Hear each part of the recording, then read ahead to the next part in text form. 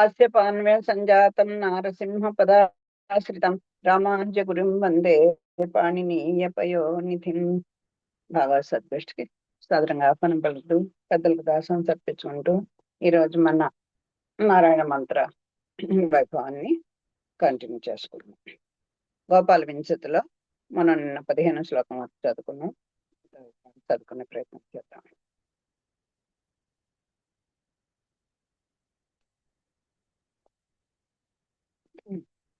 జయతి లలిత వృత్తిం శిక్షితో వల్లభీనాం శిథిల వలయ శిక్షా సింజా శీతలైర్హస్తతాళైః అఖిల భువన రక్షా గోపవేషస్య విష్ణోః అధర్మణి సుధాయా అంశవాన్ వంశనాళః చిత్రాకల్పః స్రవసి కలయన్ లాంగలీకర్ణపూరం బర్హోత్తం సస్ఫురిత చికురో బంధు జీవం దధానః గుంజాబద్ధాం మురసి లలితాం ధారయన్ హారయష్టిం గోపశ్రీణాం జయతి కితవః కోపి కౌమారహారీ లీలాయష్టిం కరకిసలయే దక్షిణే న్యస్యతన్యాం అంశే దేవ్యాః పులకరుచిరే సన్నివిష్టాన్యబాహుః మేఘశ్యామో జయతి లలితో మేఖలా దత్తవేణుః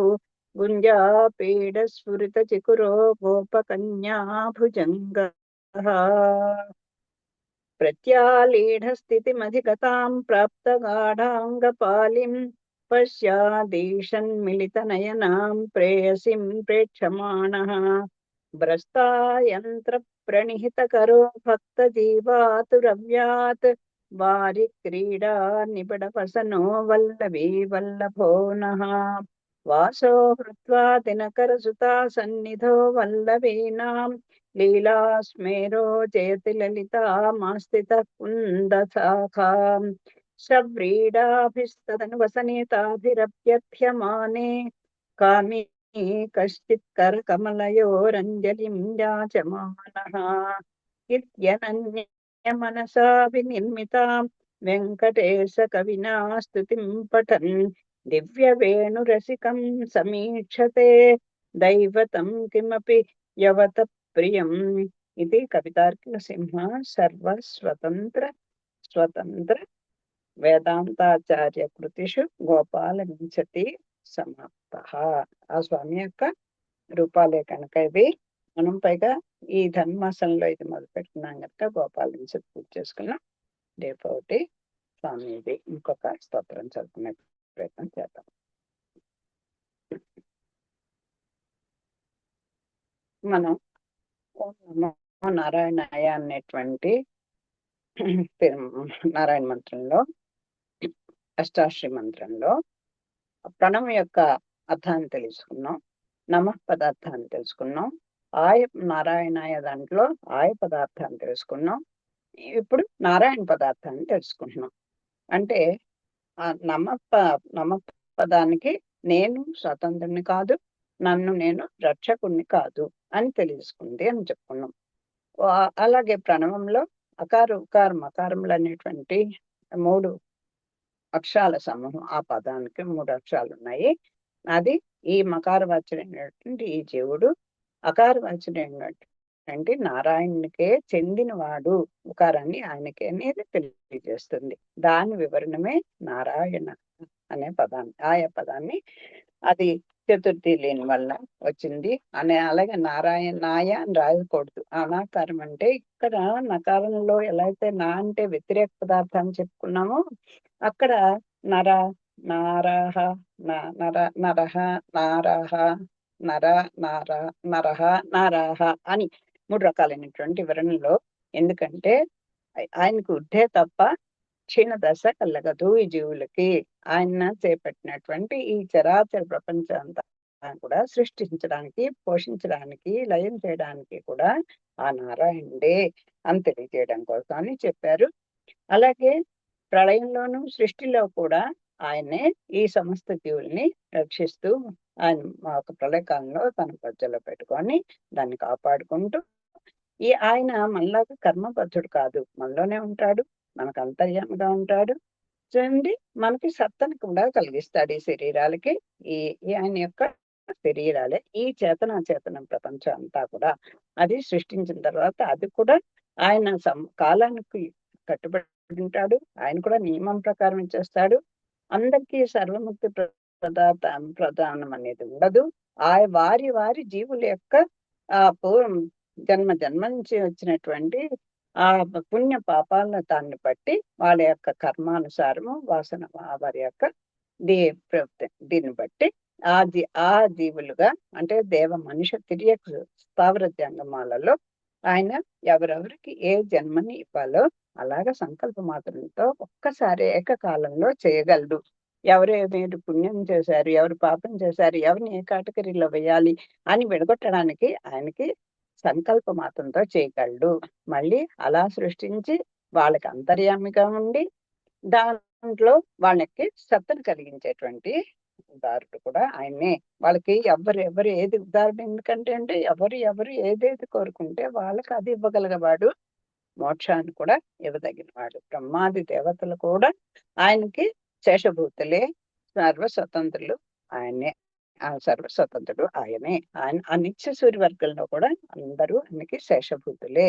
ఆయన ఆజ్ఞానుసారమే అందరూ ప్రవర్తించవలసినదే అని చెప్తూ మనలో ఉన్నా కూడా మనం ఎటువంటి వికారములు కూడా పొందనటువంటి వాడు, ఏకకాలంలో జరిగింది జరుగుతుంది జరగబోయేది కూడా తెలుసుకునేటువంటి సత్త గలవాడు అని చెప్తూ షాడ్గుణ్యపూర్ణుడు అని ఆయన యొక్క అనేక అసంఖ్యాకమైనటువంటి కళ్యాణ గుణములు కలవాడు, హేయ గుణములు లేనివాడు అని నారాయణ పదానికి చెప్పుకుంటూ దాంట్లో ఆయన షాడ్గుణ్యపురుడు, ఆయన సర్వశక్తిమంతుడు అని అనిస్తూ ఉంటాం కదా. అంచేత ముందర ఆ షాడ్గుణ్యాలు అనేవి ఏ వర్గం వాళ్ళని ఎలాంటి వాళ్ళని కూడా ఈ జీవరాశుల్లో రక్షించడానికి ఈ 6 గుణాలు కామన్ అన్నమాట. ముందర అవి ఉపయోగించుకుంటాడు. అంటే జ్ఞానం కావాలి. ఎవరికి ఏది కావాలి? ఇప్పుడు నువ్వేం అడుగుతున్నావు, నేను అడుగుతున్నాను, ఇంకోళ్ళు ఏం అడుగుతున్నారు, లేకపోతే ఒక చెట్టు చామకి ఏం కావాలి, ఇలాగే ఈ ఏంటి కదిలేటువంటి వీటికి కదలని వాటికి అన్నిటికీ కూడా ఏది కావాలి అనేది ఒక్క ఏకకాలంలో తెలుసుకోవాలన్నటువంటి శక్తి గలవాడు జ్ఞానం అని నేను చెప్పుకున్నాం ఈ షాట్గుణాల్లో. ఒకసారి మళ్ళీ ఆ వాటిని ఒక్కసారి చూసుకున్నాం. తర్వాత 2 గుణాలు నేను చెప్పుకున్నాం, శక్తి ఒకటి జ్ఞానం ఒకటి. అది మళ్ళీ ఒకసారి చెప్తాను. పరమాత్మ తను ప్రకాశించే అన్ని పదార్థములు ఎన్నవేళలా ప్రకాశింపచేసి అన్ని ఆత్మల అనిష్టములను ఏకకాలమున తెలుసుకొని నివారింపగలవాడు. ఆ రక్షకుడు ఆయన అంటే ఏంటి? మనకి అనిష్టాలన్నీ కూడా పోగొట్టాలి, ఇష్టప్రాప్తి కలిగించాలి. అదే కదా రక్షణ అంటే. అంచేత మనకి ఏవేంటి దోషం, ఏవేంటి మనకి హాని కలిగిస్తాయో వాటిని తొలగించేటువంటి ప్రయత్నం చేయగలడు. అదే అలాగే మన ఇష్టాన్ని కూడా కలుగుతాయి. ఇప్పుడు మనకు ఒక కష్టం వచ్చేసరికల్లా ఏంటి అలా చెప్తారు, అలాంటే ఇప్పుడు నాకు ఎప్పుడు కష్టాలు ఏంటంటే మనం పూర్వజన్మ కర్మ ప్రకారమే తప్ప ఆయన తమ్ముడే తప్ప ఆయనకి ఏంటి స్వార్థ బుద్ధి కాదు. వీడికి ఎక్కువ వాడి తక్కువ అలాంటి ఎన్నోసార్లు చెప్పుకున్నాం. దేశకాల ఏ వస్తు పరిచ్ఛేదం లేనివాడు తమ్ముడు. మనం బాధ వచ్చేసరికి ఇదిగో నీ వల్లే నేను లేపాను అన్నట్టు భగవంతుని కూడా ఆయన వల్లే ఇలా చేస్తున్నా. లేకపోతే వాడికి అలా ఏమిటి, నాకు ఇలా ఏమిటి అనుకుంటాం. మనం ఇంత చేసుకున్నాం. మనకు లేనివి మనకున్నవి కొన్ని పక్కవాటుకు ఉండకపోవచ్చు, కొన్ని పక్కవాటుకున్నాం మనకి లేకపోవచ్చు. అలా అనుకుంటూ ఉంటే ఎప్పటికి తృప్తి?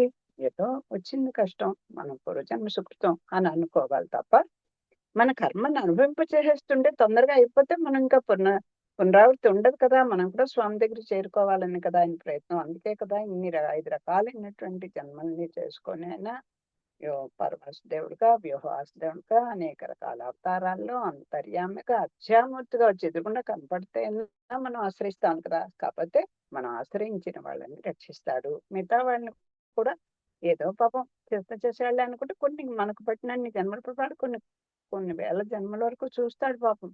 అయినా కూడా మనం పుట్టిన బిడ్డను మనకి చెడ్డవాడితే వదిలేం కదా. అలా చూసి కానీ వాడికి తెలుసుకుంటాడని కొన్ని జన్మల వరకు ఊరుకొని కొన్ని కోట్ల ఎన్ని జన్మలో తెలియదు మనకి.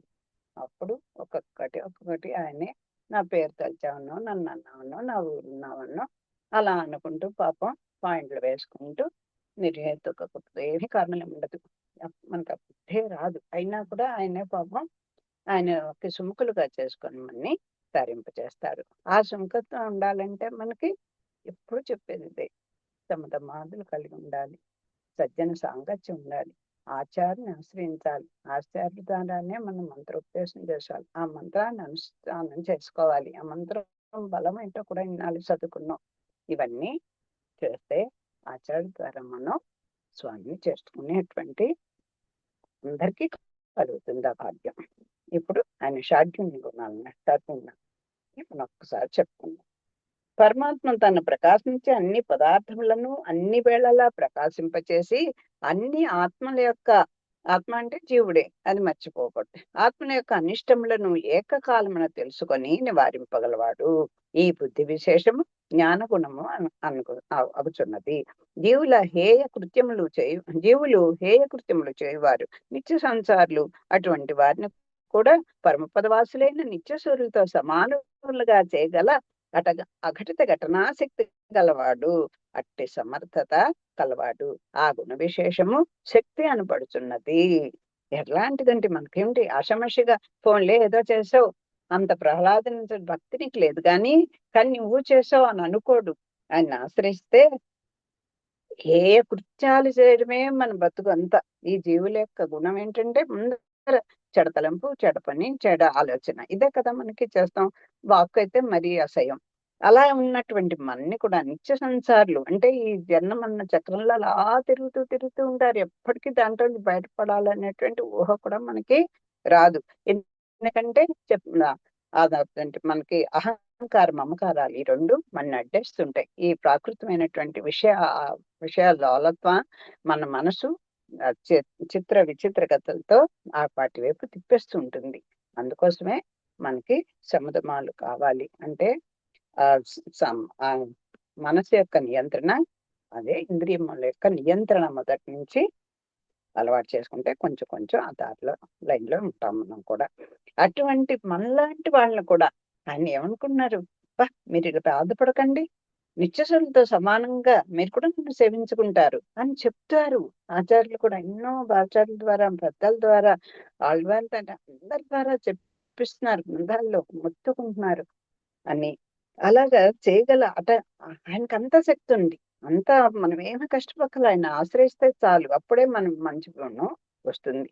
అలాంటి అఘటిత ఘటనా శక్తి కలవాడు, అట్టి సమర్థత కలవాడు. ఈ గుణ విశేషము శక్తి అనబడుచున్నది. అతడు విశ్వమునందుండి సమస్త వస్తు సమూహమును విశ్వమును కూడా ధరించగల సామర్థ్యము గలవాడు.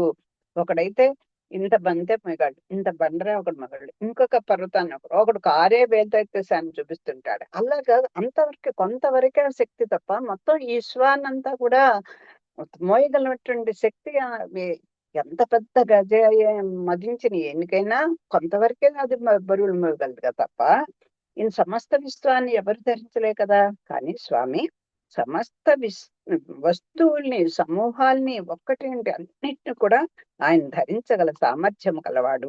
14 భువనములను వాని అందరి వస్తు సమూహంతో సహా 14 లోకాలని, ఆ లోకాల్లో ఉండేటువంటి జీవరాశులు, ఆ జీవరాశులకు సంబంధించినటువంటి విభూతుల్ని అన్నిటినీ కూడా ఆయన అన్నిటినీ కూడా ఏమిటి మనం నమ్మవేమోనని మరి ఎంతమంది చూపించాడండి ఆయన విశ్వరూపాన్ని. ఏనన్నా మన తినవా చూపుచు అని అడిగేసరికల్లా నోరు తెరిచి 14 లోకాలు యశోదమ్మకి చూపించాడా లేదా?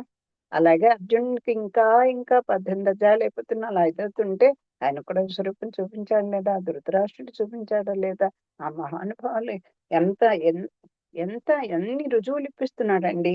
నేను ఉన్నాను అన్ని వదిలిపెట్టవయ్యా, సర్వధర్మాన్ పరిత్యజ్య మామేకం శరణం వ్రజ అంతా సర్వపాపేభ్యో అని చెప్పాడు. జన్మల పాపాలు రాబోయి ఉన్నవి పోయినవి అన్ని కూడా నేను చూస్తానని చెప్పుకున్నా కూడా అదే మన ప్రయత్నం అంటూ ఉంటాం. అంచేత అలా వస్తు సమూహంతో సహా యశోదకు తన నోటి ఎందు చూపిన కదా ఈ సామర్థ్యమే బలం అనబడుచున్నది. అంటే ఇప్పుడు జ్ఞానము, శక్తి, బలము 3 గుణాల గురించి చెప్పారు.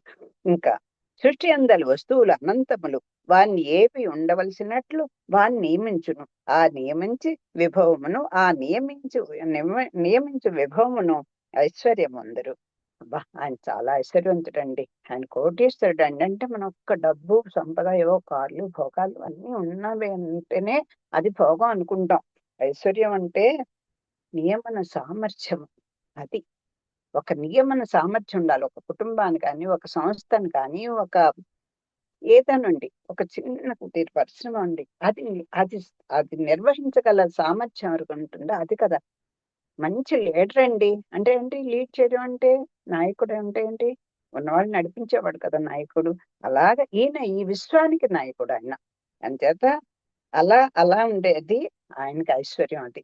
ఐశ్వర్యం కాదు. మనం మనకున్నటువంటి విభూతులంటే మనకున్న ఇల్లు, వాకిళ్ళు, స్థలాలు, పొలాలు ఏవో బంగారాలు, పితృలు, మిత్రులు, ఆళ్ళ బందుకోటి ఇవన్నీ మన విభవం అండి. నాకు ఐశ్వర్యం చాలండి, డబ్బక్కర్లేదండి, నాకు అంగబలం అండి అని చెప్పుకుంటాం చూసారా? అవన్నీ కూడా ఆయన విభూతిలోకి చెందినవే. ఆయన ఇస్తేనే మనకు వీళ్ళందరూ వచ్చారు. అవన్నీ కూడా ఆయన మోయగలడు. అది అందరిని కూడా నియమించగలడు. అంతేకాదు నిత్యసూరుల ఆ పరమపదంలో కూడా నిత్యసూరులు, ఆ దేవేరులు, లక్ష్మీదేవి, ఆయన కూర్చునేటువంటి ఆసనమైనటువంటి అనంతుడు, గరుడుడు, వాహనంగా ఉండేటువంటి గరుడు కూడా ఆయనకి పరిచారకులమే, సేవకులమే. అదిగా అందరిని నియమించగలగవాడు. ఏకకాలంలో ఎవరిని ఎలా, ఎక్కడ, ఎప్పుడు ఎలా ఉండాలో అవన్నీ అది నియమన సామర్థ్యం అంటే. అనంత సృష్టికి వారి వారి అభీష్టములను ప్రసాదించుచు పరమాత్మ ఉపాదాన కారణమై ఉన్నాడు. ఉపాదాన కారణం అంటే ఒక కుండ తయారవడానికి మట్టి ఎలాగో అది అలాగా ఈయన ఆయనే మూల పదార్థం. ఉపాదాన కారణం అంటే మట్టి, భగవంతుడు అంటే మట్టి అండి అని అంటే మట్టే. ఆయనే మూల పదార్థం. మట్టి లేకుండా ఏం తయారవుతుంది? ఈ సమస్త జీవరాశి ఈ భూమి మీదే కదా ఉన్నది. దాన్ని కూడా రక్షించింది ఆయనే కదా! లేకపోతే ఈ రోజు మనం ఎక్కడ ఉండేవాళ్ళం? అలాగా ఆ చెట్టుకి వేళ్ళు ఎలాంటివో ఆ మూల పదార్థం ఈయన. అదే అందుకే పోతన గారు ఎంత బాగా చెప్పారు. అదే ఎప్పుడో ఆయన్ని అని కదా చెప్పారు.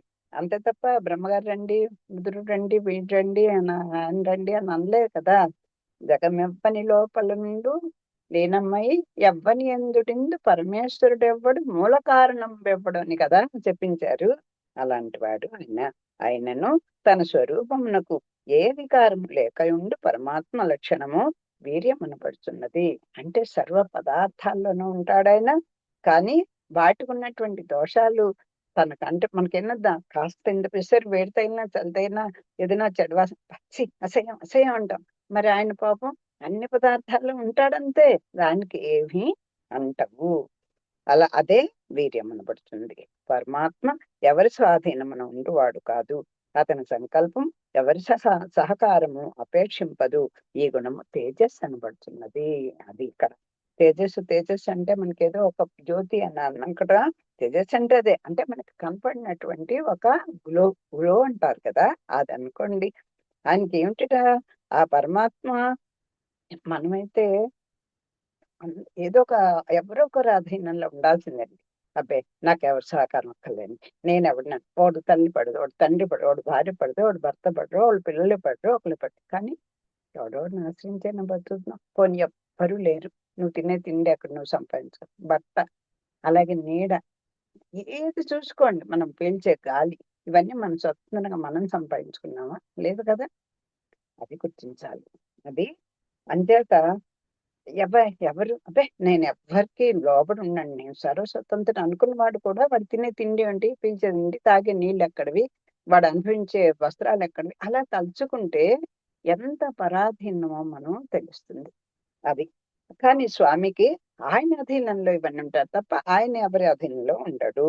అలాగే మనం ఎంత పని చేయాలంటే ఒకడు తయారు చేసిన పెన్ను వాడుకోవాలి, ఒకడు తయారు చేసిన కాగితం వాడుకోవాలి, ఒకరు ఇచ్చిన కుర్చీ వాడుకోవాలి, ఒకటి తయారు చేసిన ఒక బల్ల వాడుకోవాలి, ఒకటి ద్వారా వచ్చిన పేపర్ పుస్తకాలు వాడుకోవాలి. ఇవన్నీ మనం చేసుకున్నావు కాదు కదా. మరి డబ్బు ఇచ్చేసి కొనుక్కున్నందు మాత్రం మనం కదా. ఆ డబ్బు ఎక్కడి నుంచి వచ్చింది?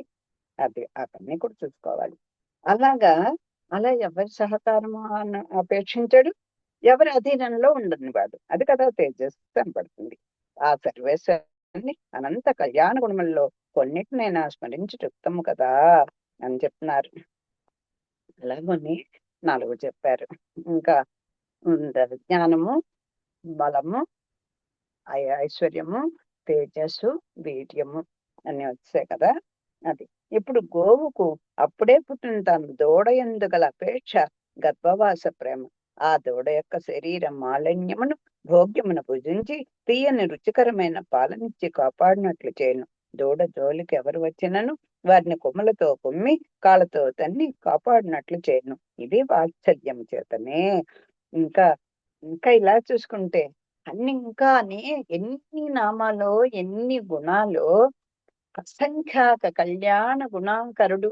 ఇంకా అసంఖ్యమైనటువంటి నామాలు అసంఖ్యమైనటువంటి అవతారాలు అన్ని కూడా మహా మహా మహా అని చెప్పుకొస్తారు. ఆ మహా అంటే ఇంకా దానికి అవధి అడ్డు లేనిది, ఎప్పుడు ఉండేది, ఎప్పుడు ఆయన నూతనంగా ఉంటాడు. ఆయన చేష్టలు కూడా అలా ఉంటాయి. ఇంకా ఆయనకి అసలు మనకెవరికి ఉండనిది ఆయనకు ఉన్నది. ఇంకా చెప్పాలంటే వాత్సల్య గుణం. కృష్ణావతారంలో స్వామికి పరిపూర్ణ అవతారం ఉంటారు. అలాగే రామచంద్రుడు కూడా అలాగా ఏ అవతారంలో చూడండి, ఆ భక్తుని రక్షించుకోవడం కోసం ఎంత ప్రేమ ఉంటే వచ్చాడండి నరసింహస్వామి. అలాగా ఈయనకి వాత్సల్య గుణం టాప్ మోస్ట్ అండి. ఏదైనా మంచిగా ఉంటే మంచిగా వెళ్ళిపోతాం. దోషభూయిష్టం అయిపోయి మలమూత్రాలతో అంటుకుపోయి అప్పుడే పుట్టిన బిడ్డని ఒక గోవి ఒక జంతువుని చూపిస్తున్నాడు. మనిషికి ఎలాగో అంత గుణం ఉండదని తెలిసేమో. ఒక గోవు అప్పుడే ఈనటువంటి దూడ మీద ఉన్నటువంటి ఆ మావిని, ఆ జిగురిని అంతా కూడా ఎంతో ప్రీతిగా నాలికతో మొత్తం నాకేసి ఆ తల్లి ఆవు శుభ్రం చేసేసుకొని దాని దగ్గరగా తీసుకుంటుందా లేదా? అలాగా అంత దరిద్రమైనటువంటి ఈ శరీరాలని మన్ని పాపం మన దోషాలని, శారీరకమైనటువంటి ఆంతరంగికమైనటువంటి దోషాలన్నింటినీ కూడా ఆయన అంత ప్రీతిగా స్వీకరించి మళ్ళీ మన్ని ప్రేమగా చూస్తున్నటువంటి వాత్సల్యపురుడు ఆయన. అది చెప్తున్నారు. ఈ అంతేకాదు అండి, చూడండి రామాయణ యుద్ధకాండలో తన వరం తన తన వక్షమును అడ్డుగా నిలిపి లక్ష్మణుడు విభీషణుని కాపాడినది ఈ గుణం చేతనే కదా. అలాగే సర్వేశ్వరుడు జీవుల దోషములను భోజ్యములుగా అనుకూలను ప్రతికూలను కూడా రక్షించుట వాత్సల్యం చేతనే. ఆ ప్రేమే లేకపోతే మరి రావణాసుడు ఎంత చేశాడు, అలాగే శిశుపాలుడు ఎంత దూషించాడు, కర్ణుడు ఎంత ఇదిగా చేశాడు. ఇవన్నీ చూసుకుంటే మరి రాము ఇది చేశాడు. రావణ కుంభకర్ణులు చూసుకోండి, ఎవరిని చూసుకున్నా కూడా మరి ఇవన్నీ కూడా స్వామి వాత్సల్యం చేతనే కదా వాళ్ళకు కూడా చక్కని స్థానాన్ని కల్పించాడు. వాళ్ళ దోషాలని ఎంచుకుంటే ఆయన చారతీయలేడు కదా. అది ఇది దోష భోగ్యత్వం. అంటే దోషాన్ని కూడా ఒక భోగ్య పదార్థంగా స్వీకరించడమే వాత్సల్యము. రామాయణ సుందరకాండలో సీతాదేవి ఆ ఆవు దూడ ఎందు పొడ్పాట్లు శరణాగతుల విషయంలో రాముడు పడునని రావణుతో చెప్పింది. సీతాదేవి చెప్పింట, రాముడిని ఆశ్రయించవయ్యా, ఎంతో స్నేహం చేయవయ్యా, నువ్వు వచ్చేసుకుంటే ఒక ఆవు దూడ కథ నీకు తెలుసు కదా, ఆవు దూడని ఎలా వాత్సల్యంగా తీసుకుంటుందో అలా నీ దోషాలన్నీ కూడా ఆయన అసలు చూడు అంతలా ఆదరిస్తాడు, ప్రేమిస్తాడు. ఆయన చేసుకో అంటే సఖ్యం చేయండి, కళమే పడమని చెప్పలేదు ఆవిడ. అలాగని చెప్పింది కదా, ఇదే కదా వాత్సల్యం అంటే అని చెప్తున్నారు. నారాయణుడు ఉభయ విభూతులకు నాయకుడు. ఇందు 14 లోకములు, ప్రకృతి మండలము, లీలా విభూతి అనబడును. ఇంకా ఈ 2 విభూతులు ఏంటి? నిత్య విభూతి, లీలా విభూతి. ఈ 14 లోకాలు, ఈ ప్రకృతి మండలం అంతా కూడా లీలా విభూతి. అంటే ఒక మొత్తం విశ్వాన్నంతా కూడా 2 భాగాలుగా చేసుకుంటే, 4 భాగాలు చేసుకుంటే ఒక భాగమే లీలా విభూతి, 3 భాగాలు నిత్య విభూతి అనుకోండి. అంటే అది ఇంకా ఎంత ఉందో మనకు తెలియనప్పుడు అది ఇంకా అసలు అనంతం. అక్కడ ఉన్నటువంటి ప్రతి అణువు కూడా అంత మరి అసంఖ్యాకమే. అది అంత వైభవమే. త్రిపాద్ విభూతి అనబడు పరమపద నాథుడు. ఈ త్రిపాద్ విభూతి అని, పరమాకాశమని, పరమ పదమని, అదేంటి వైకుంఠం అని, ఇవన్నీ కూడా ఆ పరమపదానికి పేర్లు. ఆ త్రిపాద్ విభూతి అనబడు పరమపద నాథుడు, దానికి అధికారి ఎవరు? శ్రీమన్నారాయణుడే. అది నిత్య విభూతి. వీనికి ఏకైక నాయకుడు అతడు. అని 2 ఉభయ విభూతి నాయకుడు ఆయనే, లీలా విభూతికి నాయకుడు ఆయనే, నిత్య విభూతికి నాయకుడు ఆయనే. నిరంకుశుడు, స్వతంత్రుడు, సకల ఐశ్వర్య సంయుతుడు, అజ్ఞానమునకు 40 అంటే జ్ఞానం అంటే అన్ని తెలిసినవాడు. అంటే జ్ఞానం లేదని కాదు. అజ్ఞానం అనేది ఆయన దాని దగ్గర లేదు.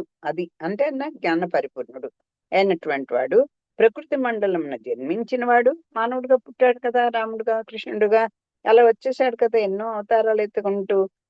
అలాగ వచ్చిన వాడు అతని గొప్పతనమును ఎట్లు గుర్తింపగలడు?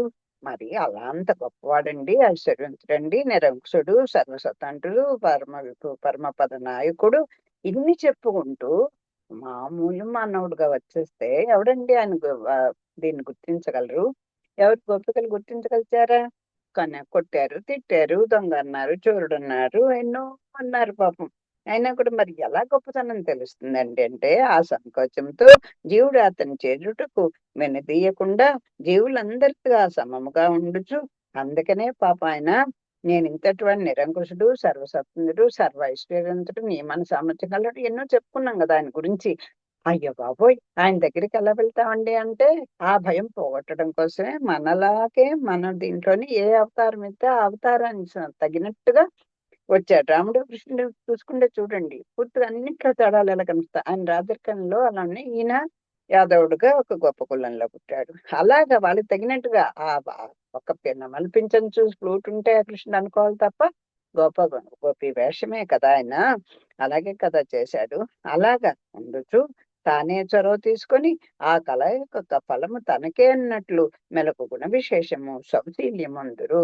మళ్ళీ గుణాలు చెప్పుకొచ్చారు, వాత్సల్యం చెప్పారు. ఇప్పుడు సౌశీల్యము అంటే అంతటి గొప్పవాడు మనతో సమానంగా మన ఇంటికి తింటూ మన పక్కన పడుకుంటూ మనతో ఆడుకుంటూ ఉండటమే అదండి సౌశీల్యం అంటే. గుర్తుపెట్టుకోవాలి మనం.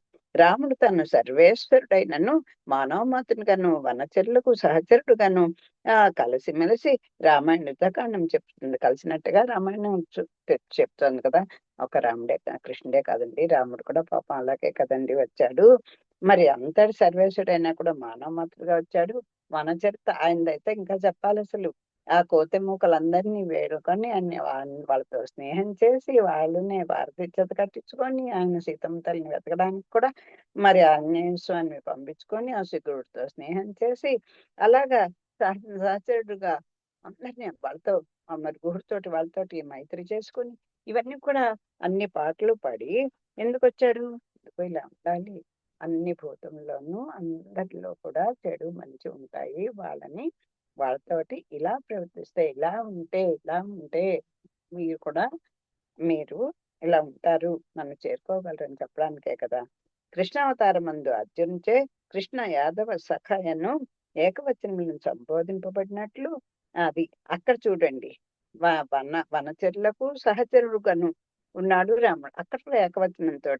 అలాగే ఇక్కడ కూడా కృష్ణావతారంలో కూడా ఇదిగోండి కృష్ణ సఖుడండి, అదిగో అర్జున సఖుడండి అని చెప్తారు. యాదవ సఖుడండి అంటారు. ఎవరిని? కృష్ణావతారం. అలాగ చెప్తున్నట్టుగా భారతం కూడా చెప్తోంది కదా. తన్ను బంధువుగా కాక వేరుగా తలంచవద్దని కృష్ణుడు స్వయముగా చెప్పినట్టు భారతం వెళ్ళదు. ఇదిగో నేను మీకు బంధువుగా వచ్చాను, నేనే పరమాత్మను కాదు అన్నట్టుగా ఆయన నేను మీ బంధువుని అని చెప్పినాడు స్వామి. రామచంద్రుడైతే నాయన నువ్వు పరమాత్ముడివి, నారాయణుడివి అని ఎంత మొత్తుకున్నా సరే నేను దశరథ కుమారుడుగానే నేను అని చెప్పాడు ఆయన. అలాంటిది అది సౌలభ్యం. తర్వాత మరి అన్నిటికీ ఆయనే స్వామి అండి, మేము సొత్తండి, ఆయన అధికారండి, మేము సేవకులం అండి, ఆయన శేషండి, మేము శేషభూతులం అండి అని చెప్తే ఆయన యజమానండి, మేము సేవకులం అండి అని అన్ని చెప్పుకొస్తాం కదా. అందుకు చెప్తున్నారు. మళ్ళీ ఇంకోటి ఏమిటి? సొత్తు గలవాడు స్వామి, అంతే కదా. ఎవరికి ఉంటుందో సొత్తు ఎవరిదే ఆయన కదా అధికారి. స్వామి అంటే ఆయనకి దాని మీద హక్కు ఉంటేనే కదా. చరాచరములన్నీ ఈ జగన్నాథుని సొత్తు. ఈ చరములు అచరములు అంటే ఈ చిత్ పదార్థాలు అచిత్ పదార్థాలు, ఈ జీవులు మిగతావి కూడా అన్ని కూడా కదలేవి కదలనివి అన్ని కూడా ఆయన సొత్తే. అట్లు స్వామి సొత్తైన జీవుడు, ఆ రకంగా జీవుడు ఆయన సొత్తు. దాన్ని మరచి స్వతంత్రుడన్న భావంతో లోక విషయములందు ప్రావీణ్యము కలిగి ప్రవర్తించినను నత్తగుల్లలోని జీవిని కాపాడినట్లు రక్షించుట స్వామిత్వం అనబడుచున్నది. అది మనకేమిటి పాపం ఇన్ని చేస్తున్నా సరే ఇవన్నీ మర్చిపోతాం. నేనే సంపాదించుకున్నాను, నేను, నాది, నా వాళ్ళు, నేను అని అనుకుంటూ ఉంటాం. నన్ను నేనే రక్షించుకోవాలి, ఎవడు నాకు సహాయం అక్కర్లేదు, నేనే రక్షకుడు, కానీ నేను ఎవరికి నేను తల వంచను అని అంటుంటాం కదా మనం. అవన్నీ మర్చిపోయేలా ఉంటూ ఉంటే, ఓ నత్తగుళ్ళ ఎలా అయితే దాంట్లో ఉన్న జీవుని చేసుకుంటూ ఉంటుందో అలాగా రక్షిస్తాట స్వామి. ఓ దాంట్లో ఏమి పనికిరానిలో ఓ నత్తగుళ్ళ పడి ఉంటాం మనం. దాంట్లో ఉన్నటువంటి మనని రక్షించడమే స్వామిత్వము. అంటే వాత్సల్యము, సౌలభ్యము, స్వామిత్వము. ఇప్పుడు ఈ మూడు ఆయన యొక్క స్వరూప గుణాలు. ఇప్పుడు ఇది స్వభావం ఏమి చెప్తున్నారు. జగన్నాథుని ఈ స్వామిత్వ కారణముననే తనను మరిచిన చేతన్ని ఎందు ద్వేషము లేక ఆభిముఖ్యములను అజ్ఞాత సుకృతములను కలుగజేసి వాణ్ణి దిద్దుబాటు చేస్తున్నాడు. ఇందాక చెప్పాను కదా, తనకి ఎన్ని జన్మ పరంపరలు అయిపోతున్నా సరే అసలు ఆ దేవుడు శతకని నాకు అసహ్యం అనేవాళ్ళు ఈ క్షణానికి కూడా ఉన్నారు. ఆనాటి నుంచి ఈనాటికి ఉన్నారు కదా. మరి హిరణ్యకశిపుణ్ణి ఎన్నో కథలు అన్ని చూసుకున్నాం కదా. నారాయణ పేరు ఎత్తదని కన్న కొడుకును కూడా నాన్న పాటలు పెట్టినవాడు కదా.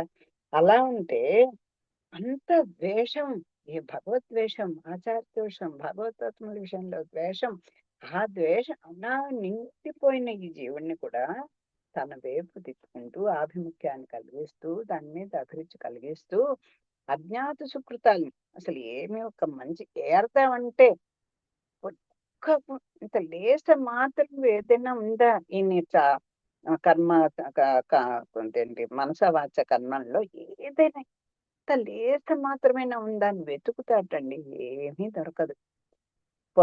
తన పూర్వజన్మ తోటి ఆయన కొడుకో ఎవడుకో హరియనో నారాయణనో రామానో కృష్ణ అనేదో పేరు పెట్టుకున్నాడు. అది పిలుస్తాడు కదా, ఆ చాలే అనుకుంటాడు. లేదా ఒక ఎవడి ఆవోదోడో ఏదో అక్కడ కొడిపోయింది, లేకపోతే అందగత్త ఒక కోవిల్లో కడుతుంటే ఆవిడ వెంట పడాలని ఆ గుడిలో కట్టుకొని వచ్చాడు కదా అనుకుంటాడు. అలా ఏదో ఒకటి పాపం ఆయన్ని కల్పించుకొని ఆ వాడి ఫ్రెండ్ ఎవడినో పెడతాడు.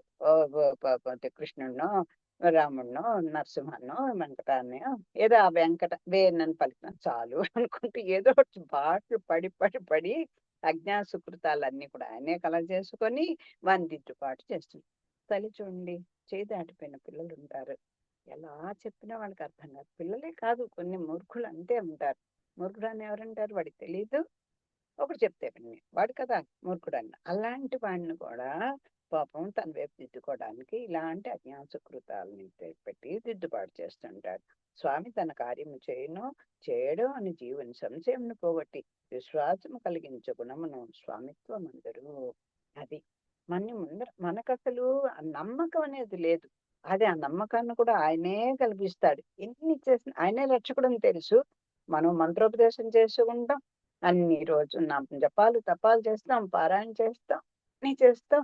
సర్లే ఏం చేస్తాం, కాలం వచ్చినప్పుడు బాగానే ఉంటానులే అనుకుంటాం, ఆయనే రక్షిస్తాడులే అనుకుంటాం. మళ్ళీ ఏమో బాబు ఇన్నాళ్ళు అయిపోయింది, ఆ విషయం ఏంటో కదలే లేదు, ఈ విషయం ఏంటో అవనే లేదు అనుకుంటూ మళ్ళీ మన సపరి అంతటి విశ్వాసం రావాలంటే ఎంత ఉపాసన కావాలి, ఎంత నమ్మకం ఉండాలి. ఆ నమ్మకం కూడా ఆయనే కలిగించేదే స్వామిత్వం. అంటే ఒక చోట అని కానీ, ఒక సమయం ఉందని కానీ, ఒక జాతి ఉందని కానీ, ఒక అవస్థ ఉందని కానీ నియమం లేక అందరూ ఆశ్రయించటకు సర్వేశ్వరుడు అనువైన వాడు. అతడు అతీంద్రియుడు అనగా ఇంద్రియములైన కండ్లకు కనపడినవాడు అయినను ఈ సంకోచం అక్కర్లేక కండ్లతో చూసి ఆశ్రయించుటకు అనువైనది సర్వేశ్వర రూపము. దీనినే సౌలభ్యము అందరు. సౌలభ్యానికి ఇంకొక మళ్ళీ కొంచెం వివరణ ఇస్తున్నారు. ఏం చెప్తున్నారు అని చెప్పానుగా, దేశకాల వస్తు పరిచ్ఛేదం లేనివాడు. ఏ ఏ కాలంలో అయినా సరే మీరు ఇప్పుడు అర్ధరాత్రి అయింది, ఓ అమెరికా అయితే ఇప్పుడు వాళ్ళకి టైం వేరు, మనకి టైం వేరు, అలా ఏమీ చూసుకోక్కర్లేదు స్వామి విషయంలో. హాయిగా ఏ అర్ధరాత్రి మేము మెళుకొచ్చిందా, ఒకసారి గుర్తొచ్చిందా, స్వామి రక్షక తల్లి రక్షించడానికి అనుకోండి చాలు. ఏ సమయంలోని, ఏ పరిస్థితులని, ఏ కాలంలో అయినా సరే అలాగా మనం అమ్మో మనం ఇన్ని అపరాధాలు చేసి నేను అలా అడగడానికి కూడా నేను ఉదయన్ కాదు అని మనకు పరిభక్తి వచ్చిందని అయినా సరే అడుగు, నీ జన్మను బట్టి అడుగు, ఏదైనా అడుగు, అన్ని చేస్తాను అని అలా ఆశ్రయించడానికి అనువుడుగా అన్ని అనుకూలుడుగా ఉంటాడు. ఇంద్రియం మనకైతే ఇంద్రియ నిగ్రహం అసలే లేదు. ఏది చూడాలంటే చూస్తాం, ఏది తినాలంటే తినేస్తాం, ఏది మాట్లాడంటే అది మాట్లాడిస్తాం, ఏది అనిపించాలంటే అది అనిపిస్తాం. ఆయనకి అలాంటివి లేదు ఇంద్రియ నిగ్రహం కన్నా. ఆయన ఏమిటి అగమ్యగోచరుడు. మనకు కనిపిస్తున్నాడా భగవంతుడు? కనిపించట్లేదు. కనిపించలేదనయ్యా, నువ్వు కనపడిన వాడి దేవుడివి ఏంటయ్యా, నాకు అక్కర్లేదు అంటారేమో, పరమ మూర్ఖులం కదా, అలా అంటారేమోనని ఏం చేశాడు పాప ఆయన ఆఖరికి ఓ ఫోటోగా వచ్చి ఒక ఒక అత్యామూర్తిగా వచ్చి ఎదురుకుండా కూర్చుంటేనా ఏంటన్నా అమ్మో వాళ్ళని మేము ఎక్కడ చేస్తామండి, ఆ గులాబీ పూల మేము తగలమా, అంత వెండి విగ్రహాలు తగలమా, అంత బంగారు విగ్రహాలు తగలమా, ఇస్తే కదా అంటూ పూజ మానేస్తాం మనం. ఒక పసుపు ముద్ద ఎంత చేస్తాను పెట్టుకోండి, ఏమీ లేదు, ఒక పుస్తకం పెట్టుకోండి, అదే పెరుమాళ్ అనుకున్న ఓ పెట్టుకుని పెట్టుకోండి చాలు. ఆయన ఆ దాంట్లో వచ్చి కూర్చుంటాడు అంతే ఆయన. అది చెప్తారు అది అనమాట. అక్కర్లేకుండా ఆయన రూపాన్ని ఇప్పుడు హాయిగా చూడొచ్చు కదా. ఆ దివ్య దేశాల్లో వచ్చిపోయాడు అంతర్యామి ఏంటి, పెద్ద పెద్ద కోవిళ్ళలో వచ్చాడు. మనకు దగ్గర దగ్గర అడుగడుగు ఒక కోవిళ్ళి లేదు, అక్కడ దాకా అక్కర్లా. నీ మీ ఇంట్లోనే మన ఇంట్లోనే ఒక అత్యామూర్తిగా ఆయన ఉన్నాడు కదా. అది పటమవచ్చు, రాగిదవచ్చు, వెండి మట్టిదవచ్చు, ఏది పెట్టినా నేను దాంట్లో ఉంటానని మొత్తుకుంటున్నాడు. అంతటి సౌలభ్యం ఉన్నవాడు. అంచేత హాయిగా అన్ని ఆ దివ్యమంగళ విగ్రహం దాంట్లోనే దర్శింపచేస్తాడు మనకు మనసుంటే. అది చెప్తున్నారు. అలా కళ్ళతో చూసి అలా కనపడితే కదా మనం ఆశ్రయిస్తాము. అండ్ ఒక్క చిన్న ఉదాహరణ మనం పెద్దలు చెప్తుంటారు. ప్రాణం మనకు కనపడుతుందా? కనపడలే కదా. మరి పాపం అయ్యో ప్రాణం పోయిందండి, ఇప్పుడేనండి ఇప్పుడుదా మాట్లాడినండి, ఇప్పుడేనండి ఇలాగ ఇదైపోయాడు, ప్రాణం పోయిందండి అంటే కనపడిందా ప్రాణం అన్నకి? అచేతనంగా పడి ఉన్నాం కదా. అయితే అచేతన వస్తువులన్నీ ఆ ప్రాణం పోయినవా అనుకోకండి. అంటే మనకు కనపడినది ఉన్నది, అదే భగవంతుడు. అది లేకపోతే మనం లేము.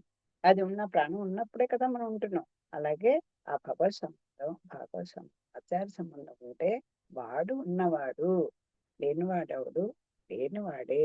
వాడు గొప్ప వీడు గొప్ప అంటే ఈ సంబంధం ఉన్నవాడు శ్రీమంతుడండి. శ్రీమాన్ అని ఎన్నోసార్లు చెప్పుకున్నదే కదా. మనం కూడా ఐశ్వర్యవంతులమే ఆ భగవత్ విభూతి మనకు ఉంటే. అది చెప్తున్నారు. అదే సౌలభ్యం అని స్వామికి అంత సౌలభ్యం ఉంది. ఇంకేంటి మూడోది వాసుదేవ వ్యూహములను పరిశీలము. ఇప్పటి వరకు అవతారాలు చెప్పుకున్నాం కదా. ఇప్పుడు ఇంకా వ్యూహంలో చెప్తున్నారు. వ్యూహం అంటే పరమపదం గురించి చెప్పుకున్నాం. అక్కడ నారాయణ అన్నాడు, అవతారాలు చెప్పేశారు. ఇప్పుడు వ్యూహం అంటే పాలకడల్లో ఆయన శయనించుంటాడు. ఈ ముక్కోటి దేవతలందరూ కూడా వారి వారి బాధలు కోరికలు అని చెప్పుకోవడానికి, ఆయన ఇలా అవతరించాలి అవసరం ఇలా బాధలు పడుతున్నాం అని చెప్పి మొత్తుకోవడానికి అక్కడ వ్యూహ రూపుడుగా ఉన్నటువంటి స్వామినే ఆశ్రయించి వేడుకుంటారు. వాళ్ళకు కూడా డైరెక్ట్ గా పరంపదానికి వెళ్ళిపోవడానికి కావదు. బ్రహ్మ రుద్రాదులు కూడా మళ్ళాంటి వాళ్ళే, కాకపోతే వాళ్ళు చేసుకున్న పూర్వజన్మ సుకృతాన్ని బట్టి ఆ పోస్టులో ఉన్నారు అంతవరకే. ఇక ఐహిర్బుద్ధ్య సంహిత పేర్కొన్న 4 వాసుదేవ వ్యూహములను పరిశీలించము. స్వామి 4 రకాలుగా అనిరుద్ధ, వాసుదేవ, ప్రత్యుమ్న, అలాగ 4 రూపాలుగా ఆయనే వ్యూహరూపుడుగా ఉండి అక్కడ చేస్తున్నాడు. పరమపదమందలి వాసుదేవ వ్యూహము దీనిలో మొదటిది. పరంపదంలో వాసుదేవ వ్యూహం అంటారు. దీన్ని పరవాసుదేవ రూపం. పరవాసుదేవుడు అంటే పరమపదంలో ఉన్నటువంటి శ్రీమన్నారాయణుడు. ఇది నిత్యులకు ముక్తులకు ముక్తాత్మలకు అనగా వైకుంఠ నివాసులకు మాత్రమే దర్శనీయమైనది. ఈ ముక్తాత్మలు ఉంటారు కదా, ముక్తిని కోరుకుంటున్న వాళ్ళు ముక్తులు. అదేంటి ముక్తులు కాదు ఏంటి, నిత్యులు ముక్తులు, అదేంటి మోక్షాన్ని కోరుకున్నట్టు ముముక్షువులు. వీళ్ళని ముక్తాత్ములు అంటే ముముక్షువులు. అంటే వీళ్ళు మనలోనే, అంటే ఇప్పుడు మనలోనే ఒకళ్ళు అనుకోండి, వాళ్ళకి ఆ స్వామిని చేరుకోవాలనేటువంటి ఒక ఆశతో ఆ ప్రయత్నం ఇప్పుడు చెప్పుకున్న ఆ మాన్యుల్ ప్రకారం అలా జీవితాన్ని కలిపి కొంతకాలానికి వాళ్ళకి ఈ సంసారం మీద విరక్తి కలిగి భగవంతుని వైపు వెళ్ళిపోతారు. వాళ్ళు ఇంకా ఎటువంటి సంబంధాలు పెట్టుకోకుండా. వాళ్ళు ముముక్షువులు అంటే ముక్తిని కోరుకుంటున్నవాళ్ళు. మోక్షం నందు ఇచ్చ కలవాళ్ళు ముముక్షులు అంటే. ముముక్షువులు అంటే ముక్తులంటే